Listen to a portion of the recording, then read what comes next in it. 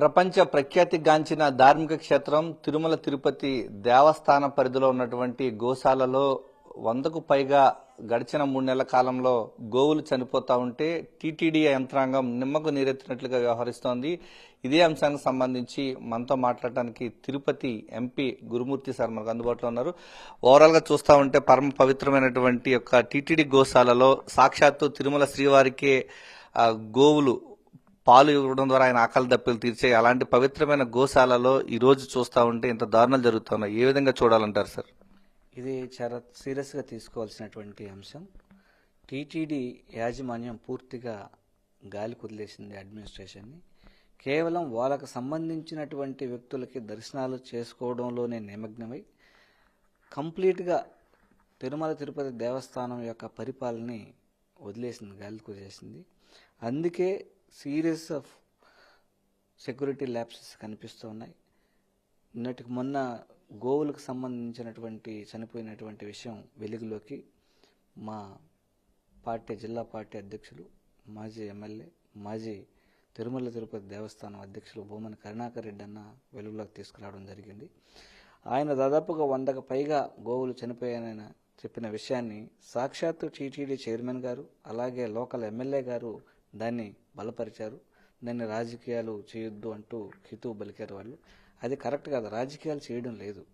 రాజకీయాలు చేస్తూ ఒక్కరి భాష్యం చెప్తుంది ఖచ్చితంగా తిరుమల తిరుపతి దేవస్థానానికి సంబంధించినటువంటి వారే. సాక్షాత్తు ముఖ్యమంత్రి గారి సమక్షంలోనే జరిగినటువంటి పెద్ద వివాదం, వాదులాటను కూడా నువ్వెంతంటే మాట్లాడుకునేదాన్ని కూడా పక్కదారి పట్టించారు. ఈవెన్ సాక్షాత్ ఆంధ్రజ్యోతిలో కూడా ఆ న్యూస్ వస్తాయి. కాబట్టి ఈ విషయాలన్నింటినీ కూడా వాళ్ళే పక్కదారి పట్టిస్తున్నారు. వైఎస్ఆర్ కాంగ్రెస్ పార్టీ ఉన్న సత్యాన్ని బయట చెప్పింది. 100కు పైగా గోవులు చనిపోవడం అనేది వాస్తవం. అది టీటీడీ అధికారులకు తెలుసు. అలాగే వాళ్ళకి ఇంకా చాలా విషయాలు లోతుగా తెలుసు. సాక్షాత్తు శ్రీవారికి సేవల్లో అంటే ముందు నడుస్తుంటే ఏదైనా ఉత్సవాలు జరిగేటప్పుడు ఆ ఎద్దు చనిపోవడం వాస్తవం కాదా? సాక్షాత్తు తిరుమలలో గోపూజ అందుకునే గోవు చనిపోవడం వాస్తవం కాదా? అలాగే లేగ దూడలు పాలు పట్టకుండా వాటిని సరైన విధంగా సంరక్షించకుండా పోవడం వల్ల లేగ దూడలు చనిపోవడం వాస్తవం కాదా?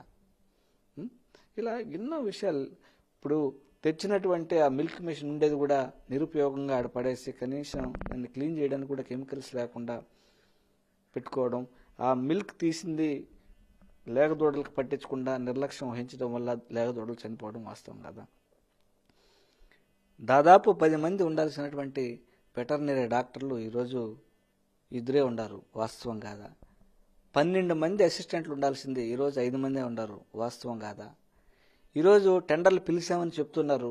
ఏది పశువులకి వైద్యానికి సంబంధించినటువంటి మెడిసిన్స్కి. ఈ రోజుకి మీరు ఆ మందులు అందుకున్నారా? ఇంకా అగ్రిమెంట్ కూడా కాలేదే గత 7-8 నెలలుగా. ఇంకా మీరు ఎలా గో సంరక్షణకి వాటికి ఏదైనా వ్యాధులు వస్తే ఏ విధంగా మీరు మందులు ఇస్తున్నారు? ఇది కంప్లీట్గా టీటీడీ యాజమాన్యం నిర్లక్ష్యం వల్లనే ఇది జరిగింది. సో ఖచ్చితంగా దేవుడు చూస్తూ ఉంటారు. సో ఎట్టకేలకు చనిపోయాయి అని ఒప్పుకున్నారు ఎమ్మెల్యే గారు, బిఆర్ నాయుడు గారు. సో ఖచ్చితంగా కట్టుదిట్టమైనటువంటి చర్యలు చేసి గోవుల సంరక్షణని పకడ్బందీగా నిర్వహించాలి. అలాగే తిరుమలలో ఎలాంటి లోపాలు లేకుండా ఇప్పటికైనా కళ్ళు తెరిచి అడ్మినిస్ట్రేషన్ మీద దృష్టి పెట్టాలి. ఇదే కాకుండా ఏదో చిరుద్యోగుల మీద సస్పెన్షన్లు పెట్టేసి అసలైనటువంటి అధికారులని వదిలేయడం ఎంతవరకు భావ్యం? ఇది వైఎస్ఆర్ కాంగ్రెస్ పార్టీ నుంచి ప్రశ్నిస్తాను. అలాగే గోవులు చనిపోలేదు అని కొంతమంది వాదిస్తున్నారు కదా, మరి ఆ శిశు ఫుటేజ్లు బయట పెట్టగలరా? మీరే చెప్పేది కాకుండా అఖిలపక్ష కమిటీని వేసి తీసుకుపోగలిగే ధైర్యం ఉందా? సో ఇవన్నీ పోస్ట్ మార్టం రిపోర్టులని అఖిలపక్ష టీంకి అలాగే టీటీడీ రిటైర్డ్ ఉన్నతాధికారులను కూడా ఆ కమిటీలో ఉండేటట్టు తీసుకొని కమిటీకి తీసుకెళ్లే ధైర్యం ఉందా ప్రభుత్వానికి?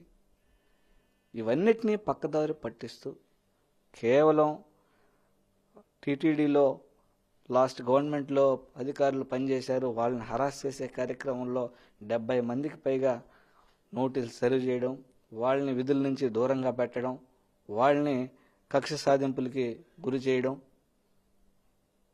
ఇదే పరమావధిగా పెట్టుకుండారే కానీ తిరుమల తిరుపతి దేవస్థానం ప్రపంచ ప్రఖ్యాతిగాంచినటువంటి ఈ దేవస్థానం ఇంకా ఎలా దీన్ని అభివృద్ధి పదంలో నడపడం కానీ, అలాగే భక్తులకి సరైనటువంటి వసతులు కల్పించే విధంగా ఎక్కువ మందికి దర్శన భాగ్యం కలిగించాలి అనే దృష్టిలో పెట్టుకోకుండా కేవలం తమ అనుయాయులకి తమకు మాత్రమే దర్శనాలు చేసుకునే దాంట్లో నిమగ్నమై మిగిలిన మొత్తం గాలికి వదిలేసినటువంటి పరిస్థితి ఈరోజు తిరుమల. సార్, నేను చూస్తున్నాం విఐపి దర్శన సమయంలో కూడా స్లిప్పర్స్ వేసుకుంటూ వెళ్తున్న ఘటనకు సంబంధించి పెద్ద వివాదంగా మారుతోంది. ఇవన్నీ చూస్తా ఉంటే సెక్యూరిటీ ల్యాప్సెస్ అనుకోవచ్చు. కొండపైన మద్యం కూడా దొరికింది. నేను అదే మీ గత 15-20 రోజులకు ముందు ప్రైమ్ మినిస్టర్కి, అలాగే హోమ్ మినిస్టర్కి, హోమ్ సెక్రటరీలందరికీ కూడా నేను లేఖలు రాయడం జరిగింది విత్ అన్ని ఎవిడెన్స్తో. సో ఇది ఒక మచ్చుతన కదా. దాని తర్వాత కూడా ఇలాంటి విషయాలు జరగడం అనేది అత్యంత శోచనీయం. రాష్ట్ర ప్రభుత్వానికి ఎంత చిత్తశుద్ధి ఉందో, అలాగే టీటీడీకి సంబంధించినటువంటి యాజమాన్యానికి ఎంత చిత్తశుద్ధి ఉందో దీని ద్వారా నిరూపితమైంది. ఖచ్చితంగా అయితే 1 కాదు 2 కాదు, కొన్ని లెక్కల కొలది మనము చూసుకుంటా పోతే పబ్లిక్గా మద్యం అమ్ముతూ పట్టుబడ్డారు, గంజాయి తీసుకొని అక్కడ విపరీతంగా కొట్టుకొని పట్టుబడ్డారు, అలాగే తిరుమల టెంపుల్ ఎదురుగానే ఎగ్ బిర్యానీలు అవి తింటూ నాన్ వెజ్ తింటూ పట్టుబడ్డారు. ఏం చేస్తున్నారు? అలాగే ఒక మతిస్థిమితం లేని వ్యక్తి తిరుపతి నుంచి టోల్ గేట్లో పట్టుబడకుండా దురుసుగా తిరుమల పైకి పోయే వరకు పట్టుకోలేకుండా పోయారు.